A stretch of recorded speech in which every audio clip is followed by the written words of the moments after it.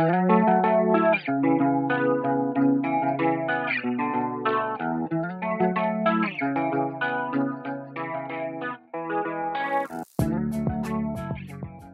la canopée de forêt tropicale de Nouvelle-Calédonie se trouve un drôle de lézard, le Corylophus ciliatus, plus connu sous le nom de gecko à crête, gecko à cils ou encore gecko à franges.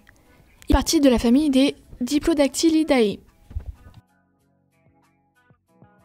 Le gecko à crête est donc appelé ainsi puisqu'il a de petites excroissances au-dessus des yeux, comme des cils, qui ensuite se prolongent en deux petites crêtes le long de son dos. Il a aussi de petites griffes au bout des doigts qui l'aident à grimper là où il ne peut pas se cramponner.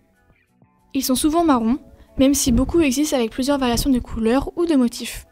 Ces couleurs et motifs peuvent varier sur l'âge, la température, l'humidité ou encore l'activité de l'animal. Le gecko à crête à l'âge adulte peut mesurer entre 20 à 25 cm et peut peser entre 35 à 60 grammes. On reconnaît le mâle de la femelle par des renflements hémipéniens visibles à la base de la queue, des pores fémoraux qui sont des petits pores entre les deux pattes postérieures, impliqués dans la sécrétion de phéromones.